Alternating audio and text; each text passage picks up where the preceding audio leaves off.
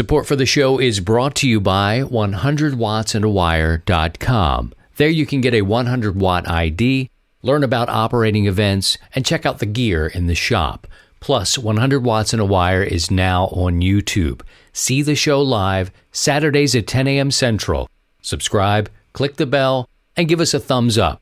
You can still take the show with you by subscribing wherever you get podcasts.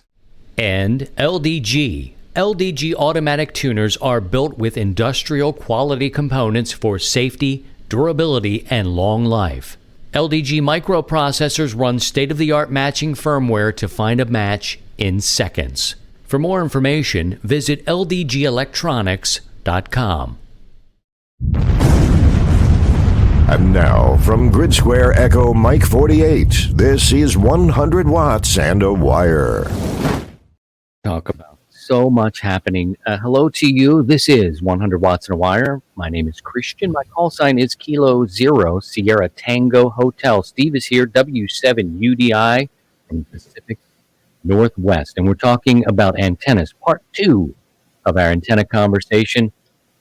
Several questions about projects that are kind of going on here. We got a lot of different questions in the chat room. Antennas should always be part of what we do here with a ham radio talk show. And it's super live. You get to watch the show as it happens or burns to the ground like a dumpster fire. One other thing I wanted to mention about Paul's project there. Great workmanship, just beautiful antennas, like your style.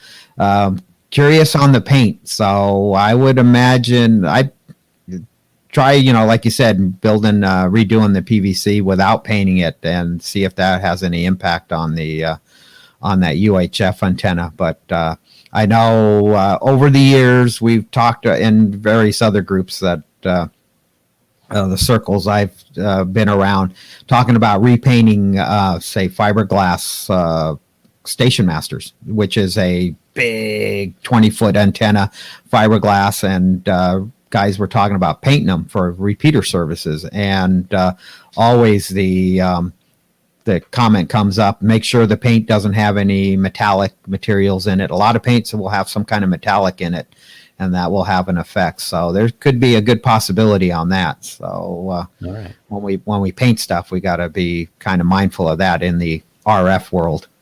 So here's how we're going to go. I've got a few questions that were sent to me or posted somewhere, either on the YouTube channel, but probably on the Facebook group.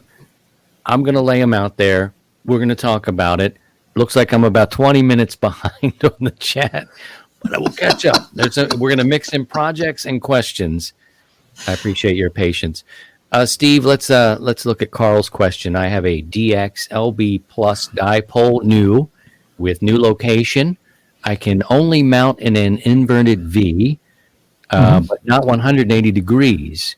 It will be approximately only 130 degrees. How will this affect antenna response? It will be just fine. In fact, I went through the DX or this particular manual. I looked it up online, and they talked about it. So what Carl is referring to, the 180 degrees, it's basically flat top, and then when we start talking about 130 to 90 for an inverted V is 90. It's the apex angle between the wires. So what does that do? Basically, when you have an antenna flat top, it's 72, 73 ohms on impedance at the feed point. But when you start bringing it down, when you get it to 90 degrees, you get closer to 50, which is closely matches our feed line, because we typically use 50 ohm feed line. So, but in Carl's case, I'm going to call it a drooping dipole. So it's just going to be about 130 degrees. It'll be just fine. The one caveat that Alpha Delta put into their documentation is don't get this angle less than 90 degrees. So because what will end up happening is that you'll have interaction between the two wires, and then what the end result is your SWR goes skyrockets, and the antenna just becomes more like parallel feed line when you get less than 90 degrees. But for what you're doing, Carl, perfect. 130 degrees is just fine. Put it up, go out and have fun and enjoy the bands with it. Roger that. Jesse says, doesn't have to be answered on the show, but I'm curious. He has a TR33 tri-band, an HF log, and a 6-meter beam. How far apart on the mast should they be separated above the rotor? I know the TR and the log cover the same territory, but I have both and intend to face them in opposite directions. That's another common question I see a lot. It's and so one thing you can do, a lot of people have taken and you don't want to get it too close because then you're going to have mutual coupling and you're going to end up dealing with having performance issues. Some guys turn around and they take their 6-meter antenna and they set it up 90 degrees from their HF antenna if it's real close. For the distance between 6 meters and HF, the HF antenna is really not going to see the 6-meter antenna as far as interaction. It's going to be more the 6-meter antenna seeing the HF antenna. Ideally, you probably want to go a half wavelength separation, but that requires a large mass. So for 6 meters, that's going to be basically 3 meters, but would be ideal, but we don't have that. You're only probably going to have a few feet. So you try to get it as best you can. And then turn your antenna, look at VSWR. That one's a toughie when it comes down to interaction between 6 meters and your HF antenna. But I would say if you could get a half wavelength, which was going to be about 3 meters, so 9 feet, that's going to be tough unless you got enough mass there to do it. It would be ideal, but separate it as far as practical and go from there and see what kind of interactions you have on the 6-meter. The HF, I don't think will see the 6-meter antenna. Shouldn't be that big of a deal, but the 6-meter will definitely have some interaction from the HF antenna. Our friend Joe, an electrician, friend of mine in Wisconsin, says the paint shouldn't cause an issue. Shouldn't, but shouldn't. We've seen it. It's in theory it shouldn't, but we've it's been a topic that's been thrown around a lot. So let's see. Ed asked DD5LP, Steve, is Carl referring to vertical 130 degrees versus 180 degrees, or does he mean looking from the top of the antenna isn't straight? Doesn't matter in either case anyway. I took it as just either flat top 180 degrees and then tilting, because he mentioned inverted V, so I'm taking it in that plane. Okay, we got some more questions there, and we're fumbling around through them. This is a little different here. Bradley says, "Do you all include digital modes in MCOM planning? What digital modes do you use?" A little off and away from what we were discussing a little bit today, but digital modes are basically everything in MCOM, and this is part of our pre-show discussion. Was I like to study the backup for the backbone, which is HF and simplex. The main, modes are a lot of digital modes for MCOM type of work, but I don't know if that helps you, Bradley. But I don't know too much. I think it depends on the teams, and I know WinLink is becoming quite a popular arena for digital mode, because you're composing an email like normally use Outlook or whatever email program, and then you just type a message and then it's sent digitally. I see a huge value of digital modes in e-com, just because you can get the message through there. Yeah, you just, if you type a message up, there it is. And now which digital mode, that comes down to the various groups and what they want to use. I think packet is a great mode to utilize. It's kind of gone out of favor, but WinLink is using it, packet mode. I don't see like FT8 or PSK31. More or less, the mode itself is perfect. It's just how to implement it. It could be done, but I think it's. But this is me personally. I'm seeing a lot more groups that are kind of going into the WinLink, which is a packet based, and then also HF packet based. So see what your local Aries group comes up with, and go from there. It's just remember, it's just another tool in our comm box, our communications toolbox, and whether it's voice, digital, CW, which is a digital mode. These are tools that we put in our comm toolbox, and we pull out when we need it. Yes, sir. All right, it's time for us to look at our antenna giveaway. We're third week now. We're giving away, courtesy of our friends at LDG Electronics. They are sponsoring 12 weeks of antenna giveaways, and we appreciate them very much. And we have a bunch of different kinds. I wish I could talk about each kind, but my computer was drowned to death by its owner with a cup of coffee, and I was so mad. I was so mad at myself. I wanted that cup of coffee. I was like, but the coffee, the computer. But the computer wanted it more. The computer took it all in. Oh man, I turned it sideways, and it was just like a little bit came out. Like, come on, I know you got a whole lot in there. Patting it on the back like you would a child to get it to burp. But anyway, we've been giving away antennas for the last couple of weeks. We've got different kinds. And last week, Steve picked the G5RV. Many people have put their name in the drawing, and it's a totally random drawing. And we get your call signs get put into the chat. They're assigned a number. They get mixed up, and one of my children will pick the name, and that's what we did this week. We're giving away the G5RV, and the winner, whoops-a-daisy, come back up here, we'll find it, is Tyler. Nice. Kilo Juliet 7, Mike, Kilo Foxtrot. I've not met Tyler, and that's a congratulations, from Tyler. out west.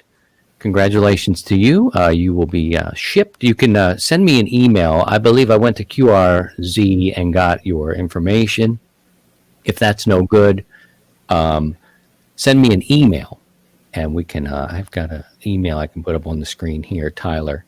But Kilo Juliet 7, Mike, Kilo Foxtrot is the winner of the G5RV. If you can't use it, pay it forward. Give it to somebody else. And if you need to reach me, there's my email address, christian@100wattsandawire.com. Pretty easy to do. This week, I'm kind of curious about this flagpole vertical thing, Steve. Like, I kind of want to get that out there, get somebody to win it and put it up and see what it's about. Oh, yeah. Let's go with that one. Let's go with the vertical flagpole antenna giveaway. So what we'll do, guys, is if you'll take a moment just one time for me, it makes things easier tomorrow when we go back and pull these out. And I make a game of it with my kids. They're young, 10 and 6. So if you're curious or you want to win the flagpole antenna, this vertical antenna, put your call sign in the chat now. Only you will be able to win. So you kind of have to be here to do it. So put your name and your call sign is just fine if you'd like to win the flagpole vertical antenna, and we'll do the same. We'll pick a winner and announce it next week, just one time. And if you've won already, give somebody else a chance. Okay. So, and this is great. We've got some people watching. I think this is our best week yet, Steve. And I think it has to do with antennas. You know, antennas are just this glorious thing. And when you said to me in the pre-show, which is, again, we've got to figure out a way to capture that. I think it would require us to do like a get up even earlier thing. Oh, yeah. Then we'd have to do a pre-show, and then, okay, what are we going to talk about? There'll be 6 shows before the actual pre. No, the third pre. It's like your great grandfather, that kind of thing. But we were talking about so many different aspects of amateur radio and our kind of bias that we may have. I consider myself an HF guy, and I've always kidded around and said I can't take a digital mistress. I have D-Star set up and I listen to it, but I get it. but I don't, and Steve said, we have to make sure we're serving everybody. It's like a restaurant here. This is a talk show. This is a ham radio talk show. We need to, and he's right. So we're going to start to mix in our VHF, UHF friends. We'll get the digital modes, and I can't speak to it. See, that's the thing. In 2015, when this show started, I can't, and there's great YouTube channels that do it. They know all this, the Fusion and the DMR and all these things. They're out there. And I was just like, well, speaking about bias, that's the other thing. And then now it just hit me. The digital mode that our last question was, I was assuming it was like, packet, digital, but there's, or PSK or FT8. There's also the digital voice modes. It just hit me. It's like, oh yeah, DMR, D-Star, Fusion. There's there's the next NX, ND, whatever it is. That there's multiple digital modes just on the voice side. And talk about a bias. Holy smokes, I have a problem with the digital modes. Voice digital modes. Kind of a little bit of an audio snob, and it's I have a hard time wrapping my brain around the compression that is used in D-Star, DMR, P25, and in those modes, and that's a personal thing. So there's that bias. So that comes up, but that's an audio bias. Yeah, we're not judging. That's the thing about us, is we're not judging. It's a very much to each their own kind of deal, and we talk about this stuff. I don't care who you pray to or who you love or who you vote for and all these sorts of things. Now, I do say, I have a thing like we all should care about our veterans. It was Veterans Day this week. We should all care that they come home and they have insurance and they have a way to transition back into society, and they should never be homeless and they should be taken care of. So we should be completely biased to that. I feel personally that's the one thing that should not go into any political side. It should just be that way. So happy belated Veterans Day to our veterans. And I know we have a ton because... And thank you for your service. Yeah, exactly. And in this week, I sent a note to the Facebook group, put down when you were in, when you served, what you did, and a list, the list of hams that have served. So that's the only bias in terms of those things. I think we all should care deeply about that, and every administration should make that a priority, in my opinion. But let me get off the soapbox here a little bit. But yeah, I think I've always looked at like digital modes as something I understood, and I want you to have it, whatever you want. It goes back to each their own was an early thing that I learned in ham radio. If that's what you want to do, cool, whatever. But I think I am guilty of saying, well, you could probably go somewhere else and get that, like enjoy yourself, but and I didn't take the time to, maybe I can't study it, but we can bring people here that know it. Oh yeah. We will do that. That'll be a new pledge as we go forward here on our, the new way we're doing this with the YouTube channel and sharing the audio still on the podcast side. More inclusiveness is a good thing, Steve. So let me stop talking because I don't even know where I am anymore. And the bourbon is kicked in. Like, yeah, where's the fire? Anyway, we'll do that. Let's talk about, let's go to some of the projects, what people are working on. We talked about what Steve and I are doing. Yeah, but what are you working on? And if you need to put your call sign in the chat, go ahead and do that real quick. Just one time for me, please. We'll pick a winner for sure. But what are you working on? And this time we're going to go out to New Jersey. Here's somebody working on something, getting ready to build a double bazooka for 75 meters, ordering the coax. Hopefully it will be up before the weather changes. I'll be using RG8 and hanging it about 50 feet. 50 feet. Legs at 15 feet. That's Paul, November 2 Hotel Yankee Golf. He's an old-time friend of the show, and we hear him on the HF, sometimes on the net. Nice. But a great station there. You and I can't speak for you, Steve. You've built one, and I secretly want you to build me another double bazooka, or 4 or 5 or 6. But I went through a kick. I've got some regular dipoles with 1-to-1 balance, right? But there was a time where everything I wanted I was like, MIT came up with this. Did you know that, Steve? And of course, Steve Mhm. knew this. And I'm like, and they're so cool and they're quiet and all this and everything I wanted was a double bazooka. And you went ahead and you built one. Yeah, And you well, because put it up. I had a cage dipole up and or dipoles, cage dipole. So what a cage dipole is, basically look at it as a standard dipole, but with 3 wires on each leg, and I had a plastic triangle that separated all 3 wires. Well, where I live, we get a fair amount of wind. I mean, a lot of wind, and so over the years, this dipole, this cage dipole, just galloped, and I just sat there and watched, and eventually it just fell apart. Just the wire fatigue, just like that could have happened to that fan dipole, and with the wire fatigue there at the ring connectors, it was probably soldered, and it's just after time, and it just fell apart. And so Dr. Bob was, Bob K9EID was raving about these double bazookas, and I was like, Sure. okay.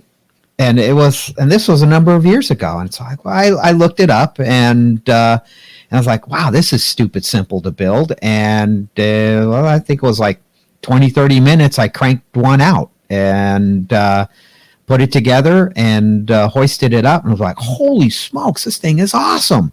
Yeah. And from the part that was awesome was that I had a noise floor, say it was like S5 with the standard dipole antenna. When I put up the double bazooka, it went down to like S3, and so it dropped the noise, just the noise floor down 2 S units right off the bat. And I was like, what the heck? And then I started thinking about it, and okay, now I know the difference and why it's doing that, but we won't go down that rabbit hole. and I've been a big fan of it, so I cranked out another one, and I built a few others, and I've thought about building one out of RG8. I build all mine out of RG8X because I had a 1,000-foot spool of it, and figured, hey, this is I'll just try it with this. It's relatively lightweight. I put it up, and it's like, don't screw it, success, leave it alone. And Yeah. but building an RG8 is that's the next one I want to do, and that's just going to give you broadband. It'll be broadbanded, but way to go! Just and there's different ways that I've been experimenting with different ways of doing the center part. And I'll have to do a segment on building one and the way I do it now. It's not the end all by all means, but it seems to work for me, and we'll go from there. And you still got it. Edwin says he's in the design phase for building a caged vertical for 40 meters using 24 gauge wire with 8 radials on a GFK mast. Cage size is 4 inches. Yeah. So basically, it's just going to be. So on those 8 radials, are they going to be elevated radials, or are they going to be the radials on the ground? So if you can kind of update on that. If it's elevated, all you need is 4. But if it's on the ground, you might want to look at more. And it's all about ground efficiency and ground losses. So when you mount radials on the ground, you need more. But when you elevate the radials, so if you had them up like 8 or 10 feet off the ground, all you need is 4. And it's the same, just as effective, the 4 wires elevated versus 32 or 64 wires laying on the ground. So Quick one here from Jason. Any thoughts on hypothetical antenna over 1 wavelength? there's a lot of antennas that are over a wavelength. Well, you take let's talk about a loop, just a simple loop. When you build a loop, you build a loop for the lowest frequency. So if you build a loop for 160 meters, because I was just cranking on the calculator last night, 160 meter loop antenna is going to be over 500 feet for the wavelength. So and they'll tune on the other bands. So once you start using on 80, 40, 20, that's more than a wavelength, and it will work. So, and end-fed wires are the same thing. You 135-foot end-fed wire, you'll use them on other bands, and it'll be more than a wavelength. So it's not so hypothetical. It's doable. All right. time for us to take a pump the brakes kind of thing. Give me just a bit here. We'll come back and get to more of your questions. You're welcome to put your projects, antenna questions in the chat, and it's probably just going to be how we roll out each week. Everybody's got an antenna question, so we'll answer as many as we can here today. We'll be right back. From wireless to Wi-Fi, this is 100 Watts and a Wire. LDG is proud to release the long-awaited AMP 1500 solid-state amplifier. The legal limit desktop amplifier covers 160 through 6 meters with 100 watts of drive. The AMP features a built-in AC power supply, a 4-position antenna switch, as well as a USB port, CAT port, and CIV port. A large color touchscreen control allows configuration of a custom control center that will be the center of your HF station. Interface cables are available for all modern ICOM, Kenwood, Yaesu, and Elecraft transceivers. The built-in Trust Enhanced Memory System, or BITE-M, provides real-time data analysis of input and output RF signals to protect all circuits from accidental damage. Look for the new LDG AMP 1500 in 2020. Don't forget, all LDG products carry a 2-year warranty that is fully transferable when you sell it. No registration is required. Support is only a phone call or email away. We're always here to help you. LDG Electronics. Everywhere you look, there's an LDG. This is 100 Watts and a Wire. And welcome back. We are on page 28. We'll be here all flipping day. We just have a little bit more to do. Sit down. We're going to have a sermon on chapter 28. Talk about it. Section 3. Here's a question from Mark. Let's see. Going to need a coax switch with a new shack setup. Suggestions. Wow. I use a company. It's the one with Alpha, right? I'd have to peek up here. I think it's called Alpha. Ameritron? Your remote? No. Oh, maybe he's talking about coax switchers.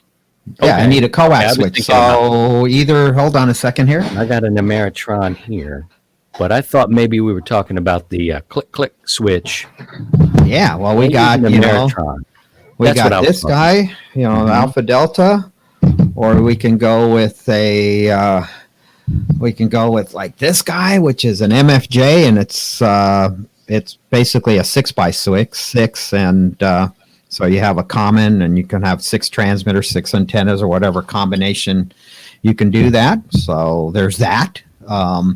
There is remote switches like you do, like you have on the Ameritron, and I got one of those 4-porters, and yours is an 8-porter, I think, the one you have out in the. And good morning, Ria. And so here's the dilemma. Do you have it all in here? And so you have all these cables that come into your shack. If you want to have that, then that means you got all the cables coming from the antennas into the shack.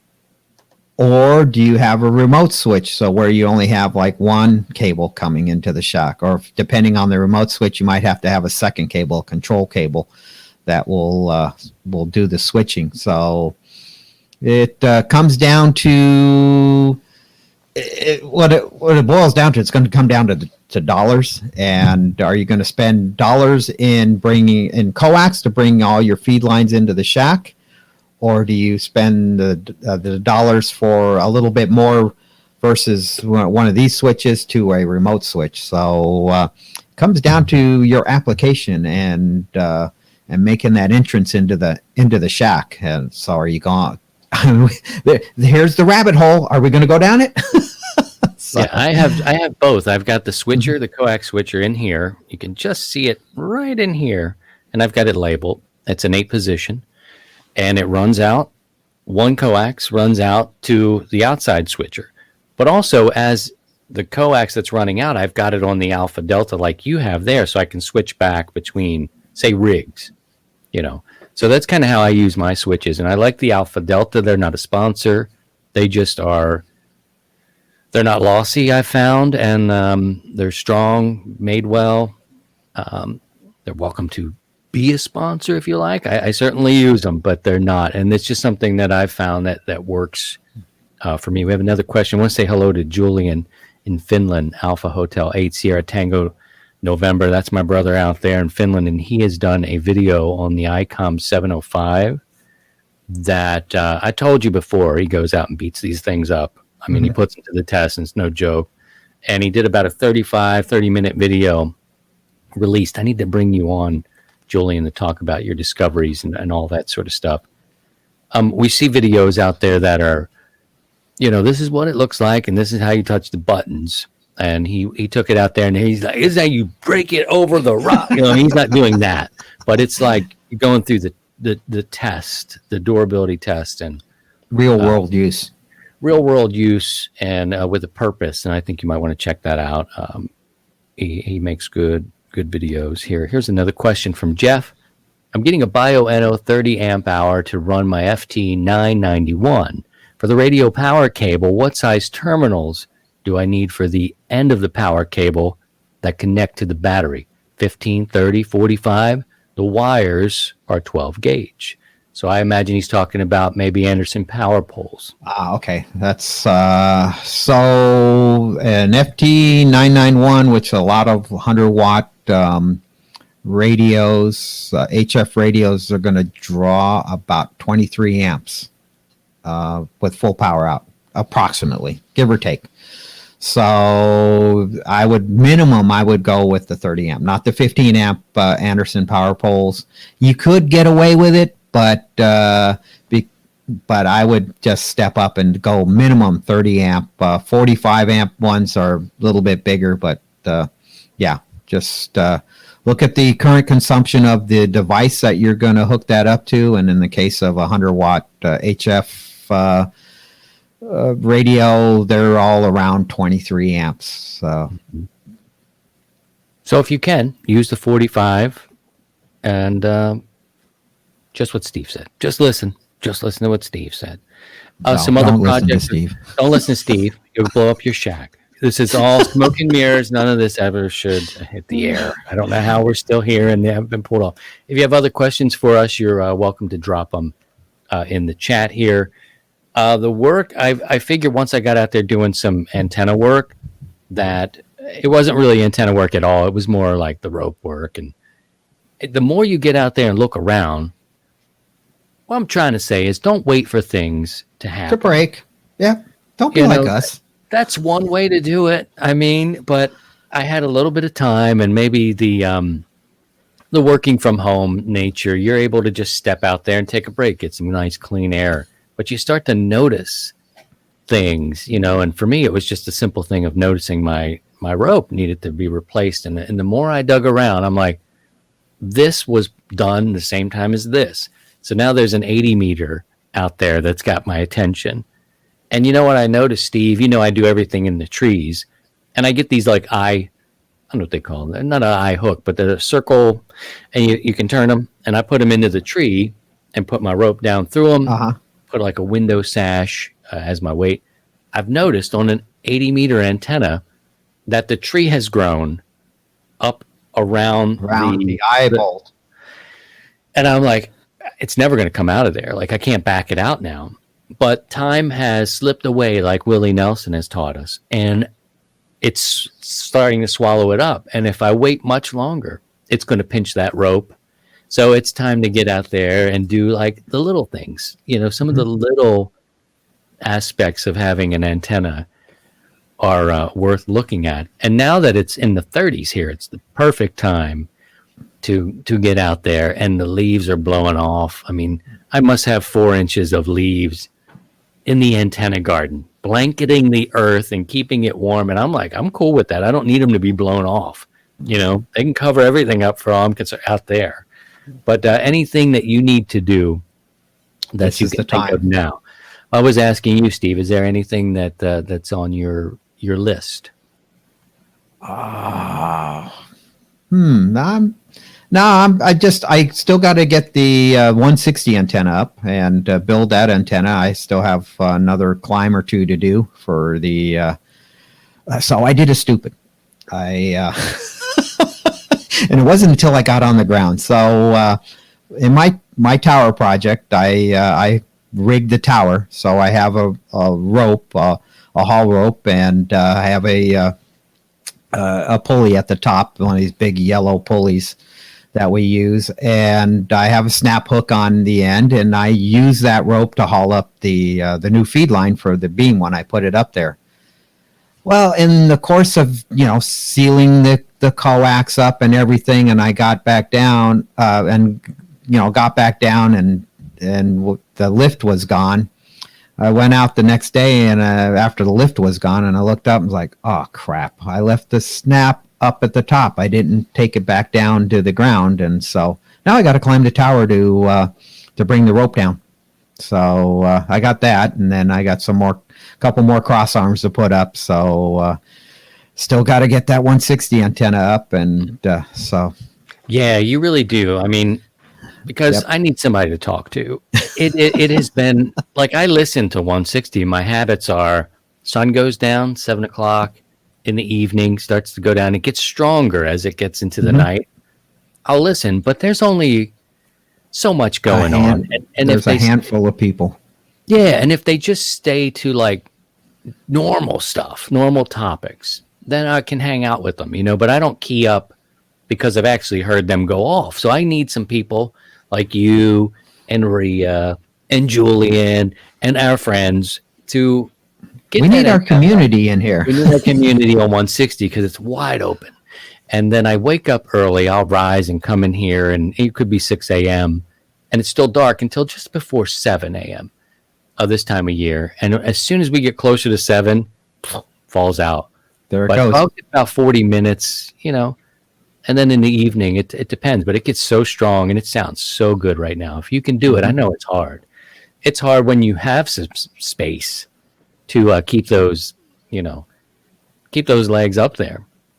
And this time of year, you're just waiting. Every storm brings down some dead wood and that sort of thing. But I'm excited for you to get it, so I have somebody to talk to. What's Wes saying here? So somewhat antenna related. I've noticed on 40 meters, even with 1.1 to 1 SWR, when I transmit with my Zygu G90 and a Wolf River coil, the cab lights inside the truck flicker and pulse on and off. Any help? He's the friend of ours that does the cross-country travel in his big rig, working HF. Turn the lights off. Sorry. Drive with no lights, Wes. Next question. These are the cab lights. It's RF is being induced on the wiring, and holy smokes, that's a tough one.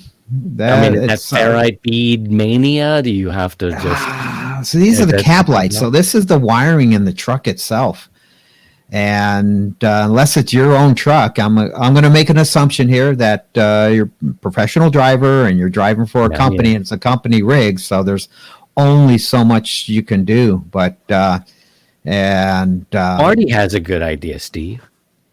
Let's see. Oh, yeah. Wes says it causes issues with the electronics. But Marty's idea is take the light bulbs out. We're just being a little silly now. Sorry, Wes. That doesn't help at all. Cheers. You're not helping. So, the problem is here you're driving down the road, you're talking on HF, and then you got the old. Maybe they're coming on. It's the old light. Color up the lights. Then you got the old light box. You remember back in the day when we had the light box and we hook it up to up to our stereos and all the different colors. Hey, let's bring noise too, though, right? It's probably not just the lights flickering on and off. It's got to be noisy too, I would think. Maybe not. I'm thinking it's the RF is getting induced. A lot of lights are now LEDs. I know my new work truck, the F250 that I got, has a bunch of LED lights, and you're kind of hitting a soft switch or a switch that's telling the computer to turn on this light. And I'm thinking that's where the problem could be. It's not like the old incandescent bulbs and you got a hard switch that's right by the light that you reach up and hit. But I think it's now you're hitting a button that's telling the computer to turn on that light. And so I think what's happening is the RF is getting onto those wires and it's acting like an antenna, and then the computer's going, I need to turn on that light because so and so is, pushing the button. When in reality, it's not.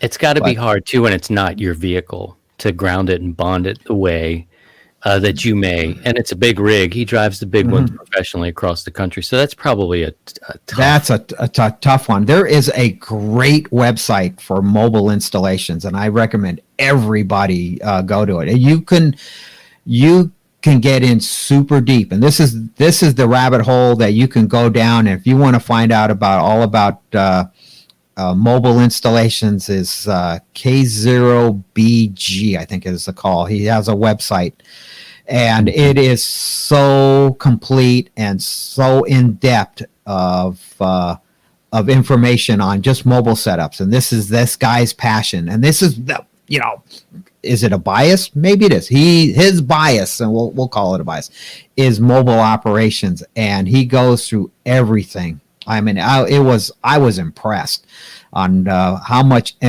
effort and energy this guy put into, and so it's a great resource. So it's K0BG. He's out of New Mexico, Roswell. So you'll know once you get to it. There's an alien, the Roswell deal. So, but go to his site for all things mobile. Okay, we got a couple other comments here. Some people are saying choke. Hello to Josh this morning. Got a lot of good friends stopping by. That could be. I would say the choke if you were having, and that could be also another.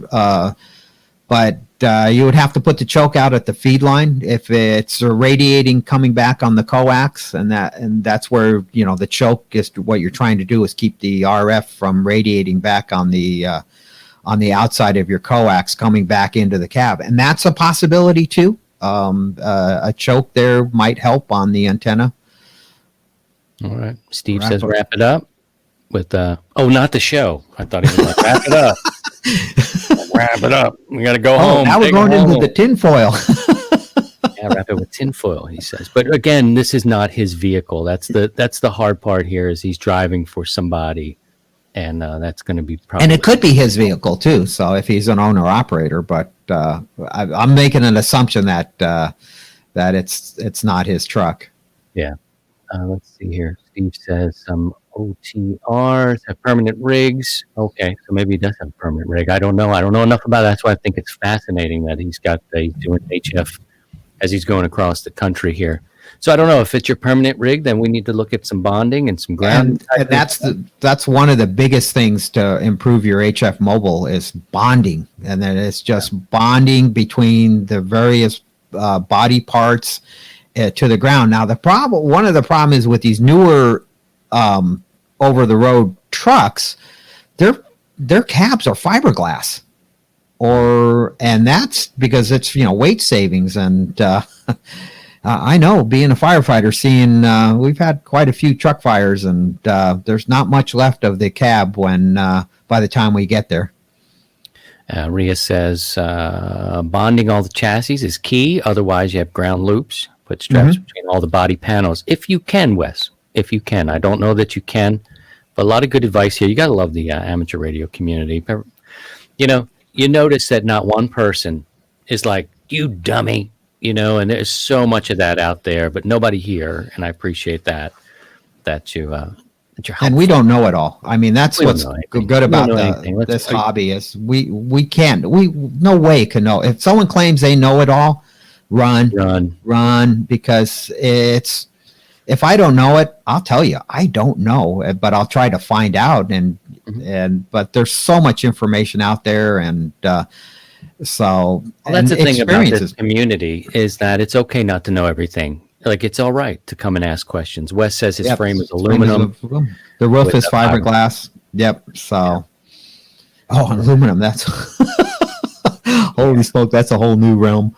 Yeah. I mean, my truck it has that aluminum, and I guess they made these pickup trucks as a Ford. I know you Chevy guys, and we had a great pre-show discussion about this one week, but I drive a Ford F-150, and I had to really ground and bond underneath that thing because I couldn't mag anything. I couldn't put an antenna on top. There's no mag, it won't stick. So, it's a different beast, and his rig. That's kind of fascinating. I think we need to meet him out there somewhere and do an install. Let's do a full install on his rig. I know we're getting a little long. I know we're getting a little long today. We usually wrap up about now. I don't know when I'll be able to bang the audio version of this out. That's kind of my issue here. When you dump about 10 ounces of coffee into your computer, turns out you're going to be handicapped for a little while, and that's kind of where I am. So I have to figure out pull this off. So we're running just a little bit over what we normally do. But I want to encourage you to subscribe to the channel. This is a ham radio talk show about life, the intersection of life and amateur radio. For our podcast listeners, the thousands of folks that are there and like to take the show with them, it'll always be there for you as long as we're doing it. This is a way to just see the show actually being recorded. And I'm having a lot of fun, frankly. I mean, it put some air in my sails, frankly. There was a time, October of maybe last year, where I cut back from doing the weekly show, the audio stuff, and, did every other week. Like, who needs to hear me talk about another Christian problem? Here we go. And then, and so this came up, and a lot of the folks in the YouTube realm, the guys have been doing it for many years. They were always like, why don't you try that? And then, you got to get your camera kind of right and get some lights going and that sort of thing. But then, we're relatively small. We're going to be small for a long time, but it's a lot of fun. I like the live interaction with people, the people here. That's something I missed from my broadcast days, where you can, let's go to the phones, Larry King style. Kansas, you're on the air. Those things, and you can hear people. Mm-hmm. Here, we haven't worked that out yet. Maybe I'll add a way to take the calls through the radio at some point. But you can actually talk to people here and see what they're thinking. Like Steven. Steven says, maybe place a magnetic loop antenna in the passenger seat. No bonding necessary, perhaps. One could even run less power and still outperform most mobile antennas. Question mark, Steve. What do you think? Wow. Hey, you know what? Try it. See what happens. I don't even know where to take that one. I mean, it's like, but you know what? Just try it. See what happens. That's what's, part of the hobby is experiment and go against the convention. And I think that's pretty awesome. That's an interesting one. Why not? That's interesting. And on that note, I think we'll wrap it up. Make sure you subscribe to the channel. Click the bell so you get the notifications when we go live. I'd like to mix in another live stream perhaps before we do our HFNet on Sundays. Apologies there. Bang the mics. But, ring the bell and it kind of will let you know that, they're planning on doing something. So if I add that in the evening before the net or just carry the net, I think people are curious. Somebody dropped me a line just to see, either what they sound like. A lot of people aren't on HF. Here's that bias we were talking about.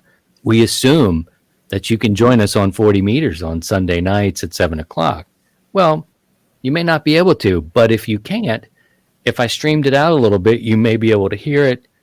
Maybe you don't have an HF radio. So these thoughts go spinning around my mind, and when they settle, I get some decent advice, and then we decide to do it. So, but for now, that'd be great. People can hear themselves when they check in, or just hear what it sounds like. If you don't have that radio, you might be able to hear it. Yeah. And I'm central, so I'm kind of I hear both sides pretty well being out here in the heartland. So, well, I hope you got a good taste for antennas today. I love antennas, specifically HF antennas. We're going to dip into VHF, UHF stuff. We'll get into digital modes. We need to pull in some experts, like Julian. Julian's a digital guy. He does HF as well too. But I watch his videos and I'm like, this dude's on another. But it's not my focus. Like, I just haven't got there yet. Mm. So when I watch somebody who's super passionate about off grid or grid down stuff, I'm into that too. But I'm studying a different layer. It's important that we get all these voices kind of in our mix. And then there's the pitfalls that they went through and learn from their mistakes, and that's why you want to have it. All right, let's bring those guys in. That'd be great. Bring them in. Okay, we can do that. If you got a specialty and a thing you're interested in, things you want to see and talk about, let's meet here again next Saturday, 10 o'clock, same place. And we'll talk about it. You can send your videos, 2 or 3 minutes. Let us know what you're working on. We'll play them back. That worked all right today. That was kind of fun to see. That was snowing cool. now and going up on a tower. And That's so awesome. maybe Steve will turn his thing on when he has to go back and get that rope. Yeah, without Without looking at without hanging it out into the ether. Hey guys, look at this. I like Check my this pants. out. I like these pants. This is how they look when I'm in my bucket. This is my pants when I turn around. So Hey, look at my boots. he came back the last week or so. He's like, yeah, I'm kind of bummed a little bit. The camera went from this to like straight down. But I got the ride up, so it's a win. You got it. And All right, then go ahead, finish up. We're good. and then maybe one of these days we'll just turn the camera on and just make it all pre-show. Just let it run. Just let it hang. Just let it hang out. Yeah. This one's for the ladies. Here's my GoPro camera. Just staring right. See, we've been here too long. Now Oh my God. It's getting bad. Sorry. It's bad.